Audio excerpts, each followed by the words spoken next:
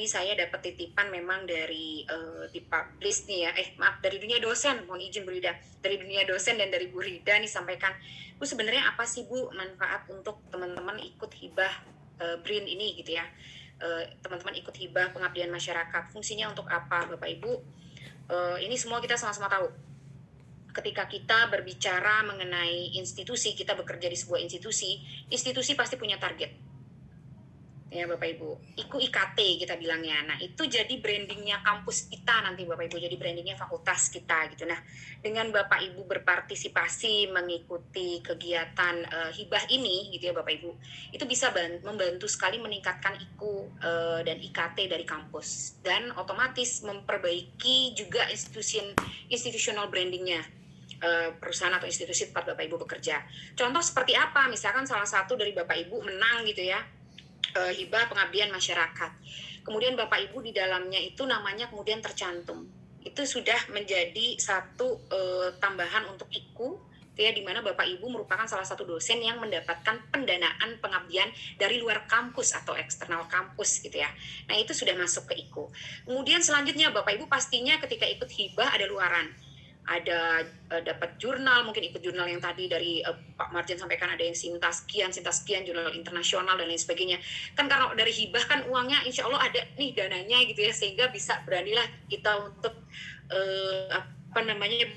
yang lebih, something yang lebih. Seperti saya mungkin ketika dapat hibah itu bikin buku sampai yang dijanjikan 1 di luar tambahan, tapi bikin bukunya sampai 5 gitu. Nah ketika buku kita jadi banyak, Bapak Ibu masuk ke Google Scholar, terbaca di Sinta, kemudian masuk ke Simlip Tapmas pun itu bisa meningkatkan klasternya kampus. Jadi Bapak Ibu bisa cek kalau di Sinta itu branding kampus itu bisa terlihat dari dia jatuhnya ada di peringkat keberapa, itu ada Bapak Ibu di Sinta.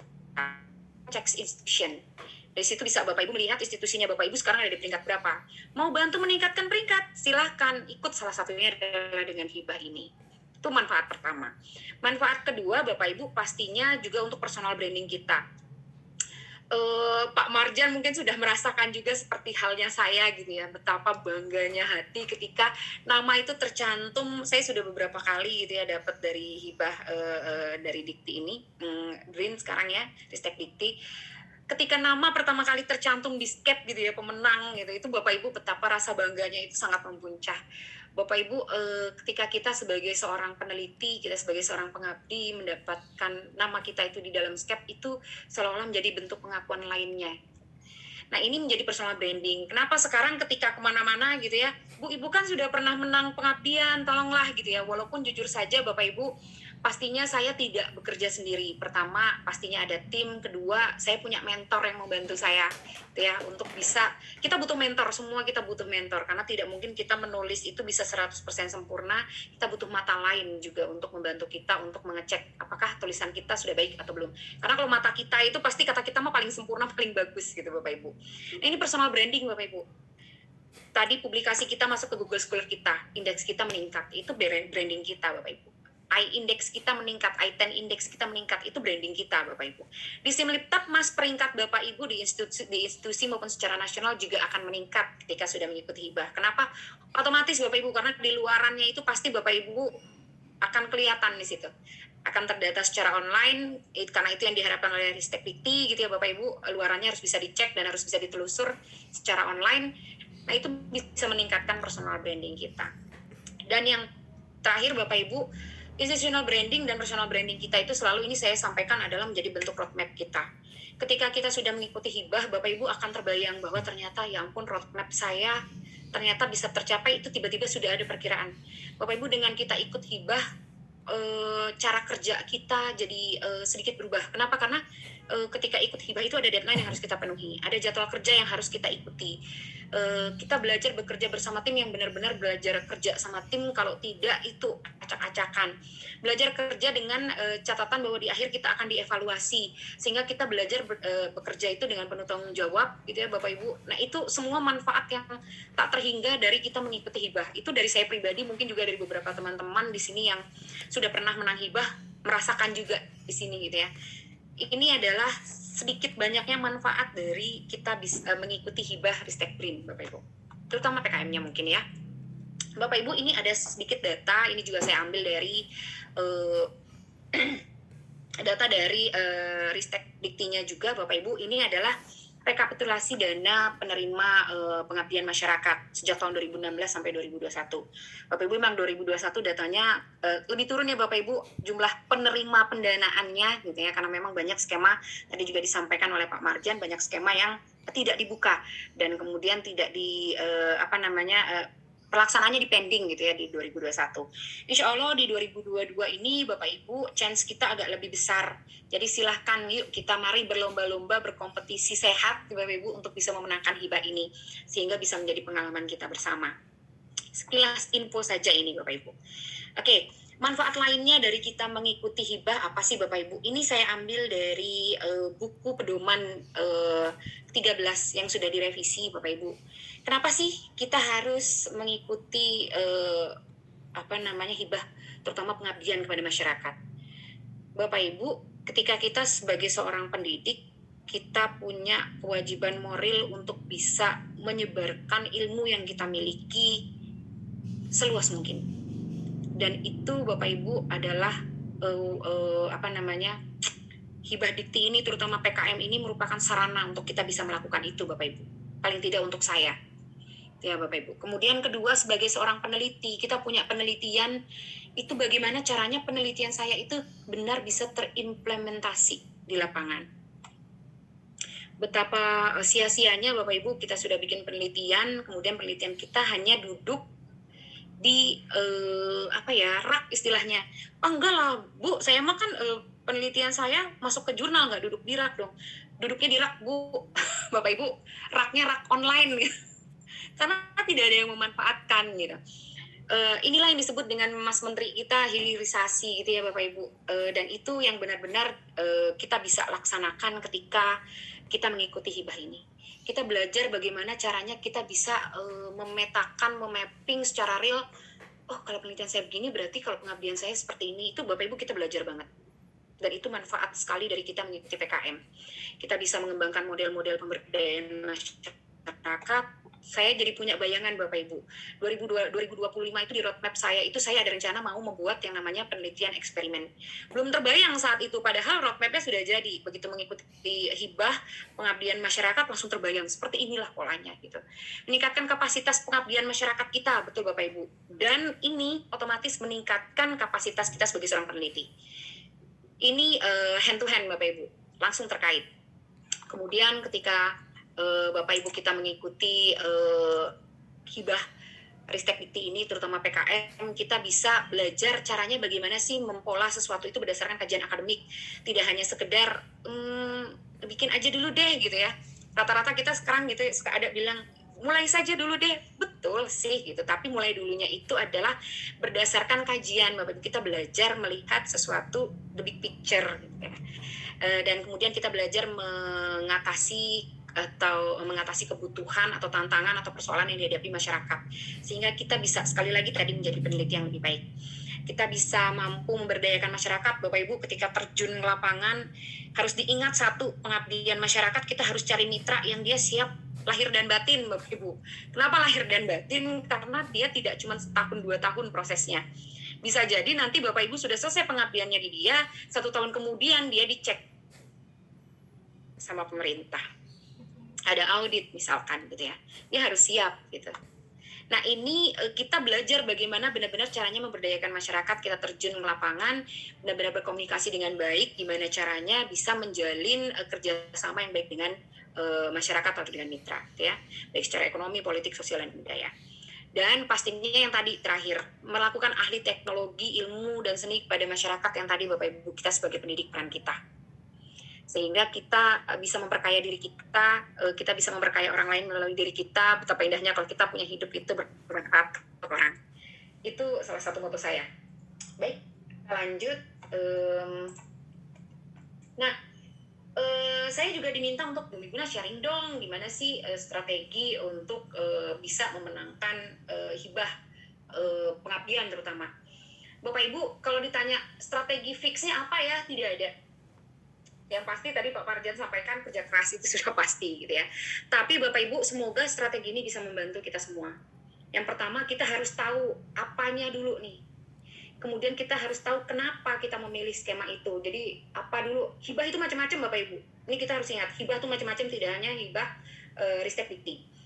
Ketika kita sudah mengetahui hibah itu apa, kemudian mereka itu karakteristik dari masing-masing hibah itu apa, kita bisa memilih.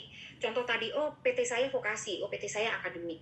Dengan mengetahui apanya, Bapak Ibu, kita bisa memilih yang tepat. Kalau Bapak Ibu dari akademik, kemarin kemudian mau uploadnya di PKM vokasi, mau sampai zaman jebot juga nggak bisa masuk gitu ya, di Simliptap Masnya gitu. Demikian juga sebaliknya. Nah ini adalah knowing the what, Bapak Ibu.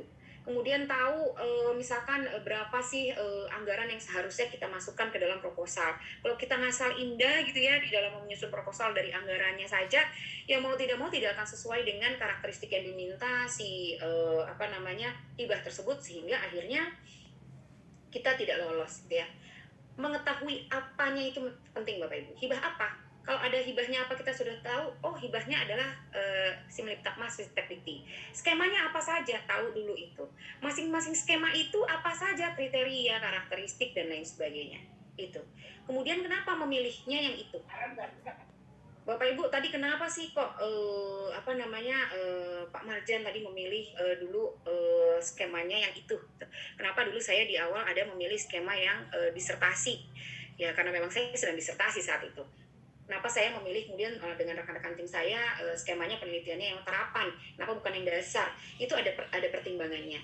Mengetahui kenapanya itu juga menjadi penting Bapak Ibu untuk memastikan kita tahu apa yang kita kerjakan ke belakang. Kalau kita sudah punya bayangan apa yang kita kerjakan ke belakang mau seperti apa, Bapak Ibu dalam menyusun proposal saya jamin tidak akan pusing. Pasti lebih mengalir dengan baik. Kemudian juga kita mengetahui kapannya gitu ya. Ini mohon maaf tadi saya mendengar ada sesi tanya jawabnya. Ketika kita tidak mengetahui kapan, terlewatlah kita momen. Harusnya vokasi kemarin sampai dengan tanggal 25 ya. Ya, sampai tanggal 25 tinggal besok. Masih ada 1 hari, semangat Bapak Ibu. Yang vokasi gitu ya. Nah, ini mengetahui kapan itu menjadi penting Bapak Ibu, ya. Ini sebenarnya strategi. Kalau saya punya bahasanya kayak buat reminder. Jadi kayak dia kalau dari Simliptap Mas ada update apa itu saya punya kayak marking apa sih bahasanya? Dia kedip-kedip lah gitu Bapak Ibu. Itu saya setting seperti itu gitu. Kayak gimana caranya Bu? Tanya sama orang yang IT, punya mahasiswa IT, minta bantuan loh. Saya sendiri kalau ditanya caranya sekarang saya nggak tahu gitu. Itu mahasiswa saya yang membantu gitu. Jadi kalau ada update info baru dari Simliptap Mas, ada pengumuman baru, itu dia ting gitu di laptop saya gitu. Nah itu mengetahui kapan Bapak Ibu. Kemudian mengetahui di mananya. Nah Bapak Ibu jangan sampai ketika Bapak Ibu mau mendaftarnya adalah hibah dikti, hibah ristek dikti, Bapak Ibu mendaftarnya di websitenya yang lain gitu kan, ada Insinas itu beda gitu ya Bapak Ibu. Kementerian Agama itu punya hibah khusus buat teman-teman dosen yang ada di bawah naungan Kementerian Agama. Itu juga hati-hati seperti itu Bapak Ibu. Mengetahui di mana kita harus submit proposal yang sudah kita susun juga menjadi penting. Ini salah satu strategi lainnya. Kemudian mengetahui siapanya di sini maksudnya apa ya? Siapa di sini adalah siapa sih yang mau Anda ajak sebagai tim? Apakah Anda ketuanya, ataukah tadi seperti saran Pak Marjan, kita tarik orang lain untuk jadi ketua, kita jadi anggota. It's fine Bapak Ibu, secara intelektual kita tidak akan rugi. Kalau mereka yang nakalin kita, mereka yang rugi, saya pastikan, karena mereka tidak akan tahu cara mengerjakannya. Percayalah itu Bapak Ibu. Siapa yang mau kita jadikan tim, siapa mitra kita gitu ya tadi Bapak Ibu. Nah ini semua adalah hal-hal penting juga yang harus kita pertimbangkan. Kemudian yang terakhir adalah caranya bagaimana. Ini teknis mungkin Bapak Ibu. Tadi sedikit banyak Pak Marjan sudah sharing gitu ya. Update lah rajin-rajin Google Scholar. Update lah rajin-rajin Sintanya Bapak Ibu. Jangan lupa juga update di Simliptap Masnya Bapak Ibu. Google Scholar-nya update, Sintanya update, di Simliptap Masnya tidak update, tidak akan terbaca di rekam jejak peneliti. Pentingkah Bu? Penting, nanti kita akan masuk ke situ ya. Semua ini Bapak Ibu sudah ada di panduan penelitian dan pengabdian dari Ristek Diktinya itu sendiri. Mereka setiap tahun mengeluarkan. Terbaru beberapa hari yang lalu kalau tidak salah sudah dirilis yang versi revisi. edisi 13. Silahkan dibaca-baca. Jangan 13 yang lama ya Bapak Ibu, yang revisi yang dibaca. Karena kita masuknya di yang tahun 2022 ini. Yang edisi 13 sudah buat yang tahun lalu. Jangan dipakai lagi. Bukan yang baru. Nah, oke, kita lanjut Bapak Ibu. Oke, ini yang tadi saya sampaikan. Mengetahui apanya, jenis pendanaannya bagi dosen itu macam-macam, silahkan dicek apakah Bapak Ibu mau membuka yang sekarang kita bahas adalah hibah Simliptakmas Ristek Dikti. Silahkan buka. Kemudian fokus pengabdian masyarakat tahun ini Bapak Ibu tahu dulu. Ini apanya Bapak Ibu? Nah, di tahun 2022 ini fokus pengabdian kegiatan pada masyarakatnya di era MBKM ya kita Bapak Ibu adalah terkait hal ini. Ada green economy, blue economy, pariwisata, teknologi dan alat kesehatan serta teknologi digital. Guna nggak nyebutin tuh teknologi tepat guna Bapak Ibu ya, teknologi tepat guna semua yang kita lakukan seharusnya memiliki komponen teknologi tepat guna karena kita pengabdian masyarakat. Jadi kalau kita mengangkat topik green economy ya harus ada teknologi tepat guna terkait green economy. Kalau blue economy ya juga seperti itu, pariwisata, teknologi dan alat kesehatan serta teknologi digital juga sama. Kemudian pertanyaannya kemarin ada yang saya juga diskusi seperti ini, ada yang bertanya gini, Bu, berarti saya pemasaran nggak masuk dong? Bapak Ibu, pemasaran masuk, ke green economy masuk, di blue economy juga ada, pemasaran pariwisata banget gitu, pemasaran teknologi dan alat kesehatan oke, teknologi digital juga pemasaran butuh. Jadi jangan khawatir gitu ya Bapak Ibu, kita bisa matchingkan, mix and matchkan kepakaran kita. Kenapa di pengabdian seperti itu mix and match menjadi penting? Karena satu tim itu harus multidisiplin. Jadi kalau Bapak Ibu punya rekan dari FIK, Fakultas Ilmu Komputer, silakan matchingkan dengan Anda, misalkan contoh saya dari Fakultas Ekonomi, apa yang bisa diangkat temanya? Jadikan judul yang baik gitu ya Bapak Ibu. Ini adalah fokus pengabdian kepada masyarakat yang diutamakan. Kenapa menjadi yang diutamakan? Jadi Bapak Ibu perhatikan ini. Di luar ini boleh nggak Bumi Guna? Silahkan. Bikin proposal di luar ini silahkan. Tapi nanti pada saat penilaian, ingat Bapak Ibu kita ada passing grade dari Dikti. Bapak Ibu kalau yang sudah mengikuti program sosialisasi launching untuk penelitian dan pengabdiannya dari Ristek Dikti, Bapak Ibu bisa mendengarkan, mungkin yang sudah mendengarkan, itu ada passing grade. Tahun lalu itu passing grade sampai 75. Kenapa tinggi sekali? Karena memang pendanaannya tiba-tiba menjadi sedikit karena banyak yang dialihfungsikan untuk pengatasan COVID gitu ya Bapak Ibu. Jadi untuk penelitian pengabdian menjadi sedikit. Sehingga passing grade dinaikkan. Tahun sebelumnya 2020 seingat saya hanya 65. Tahun ini nggak tahu berapa, tergantung sikonnya nanti. Loh, terus kegunaannya fokus ini untuk apa ya gitu, mengetahui ini. Bapak Ibu ketika kita membuat proposal yang sesuai dengan fokus ini, ketika nanti passing grade kita sama-sama, misalkan pura-puralah gitu ya, kita saingan sama 100 orang, ada 100 orang ini sama-sama passing grade-nya 75 sama-sama kita. Sisanya cuman ada slot buat 5 proposal, maka 5 proposal yang akan diutamakan adalah yang mengangkat tema ini satu-satu. Bayangkan bisa memperbesar chance Anda untuk menang gitu ya Bapak Ibu. Jadi perhatikan fokus pengabdian pada masyarakat kali ini. Oke, Bapak Ibu, skema apa aja sih yang disediakan oleh Ristek Dikti untuk pengabdian pada masyarakat? Ini bisa dilihat di sini. Jadi ada 3 skema. Yang pertama adalah skema kemasyarakatan, yang kedua adalah skema kewilayahan, dan yang ketiga adalah skema kewirausahaan. Masing-masing skema ini ada program-program pengabdian masyarakat yang bisa Bapak Ibu pilih. Contoh di skema kemasyarakatan ada program kemitraan masyarakat, ada program kemitraan masyarakat stimulus, program kuliah kerja nyata pembelajaran dan pemberdayaan masyarakat, dan program penerapan iptek kepada masyarakat. Jadi ada 4 program yang bisa Bapak Ibu pilih kalau Bapak Ibu mau memilih skemanya kemasyarakatan. Untuk yang skema kewilayahan juga ada 4, skema kewirausahaan ada 3. Untuk detailnya silakan nanti PPT ini bisa di-share Bapak Ibu, dan kalaupun tidak Bapak Ibu ini ada juga di pedoman. Ada juga di materi sosialisasi yang diberikan oleh Ristek Dikti. Jadi nggak cuma saya yang punya PPT ini gitu ya Bapak Ibu, data ini gitu ya. Waktunya Bapak Ibu kalau ke skema kemasyarakatan 1 tahun monotahun. Jadi Bapak Ibu jangan sampai memilih skema kemasyarakatan kemudian pas anggaran bikinnya 2 tahun. Itu juga strategi Bapak Ibu. Maaf itu termasuk ke how-nya, teknisnya. Jadi jangan sampai milihnya kemasyarakatan, tahunnya di bawahnya di dalamnya kegiatan pengabdian masyarakat ini akan dijalankan selama 2 tahun, udah gagal Bapak Ibu. Jadi ini hal-hal teknis seperti ini. Kemudian pendanaan Bapak Ibu maksimum 50 nih untuk yang program kemitraan masyarakat. Stimulus 25. kuliah kerja nyata 50, iptek untuk masyarakat 150. Bapak Ibu, daya gunakan semaksimal mungkin dana yang diberikan ini, saran saya. Boleh nggak Bu lebih? Nggak bakalan bisa Bapak Ibu di Simliptak ada sistem. Jadi kalau Bapak Ibu kurang, jadi ada nilai standar range bawah, ada nilai standar range atas. Itu juga Bapak Ibu harus perhatikan gitu ya. Jadi saran saya sih langsung saja gitu, maksimalkan angka ini saran saya. Ya, tapi jangan lebih. Ngepas aja lah cukup gitu ya. Dan Bapak Ibu ini tergantung klaster perguruan tingginya. Bu, saya nggak tahu klaster perguruan tinggi saya. Bapak Ibu jangan samakan dengan penelitian ya. Kalau tadi kan penelitiannya, kalau penelitian seperti apa, kalau pengabdian seperti apa, Bapak Ibu dicek ke di kampus itu kan ada LPPM ya Bapak Ibu. Kalau Bapak Ibu nggak yakin, saran saya tanyakan ke LPPM. Tanyakan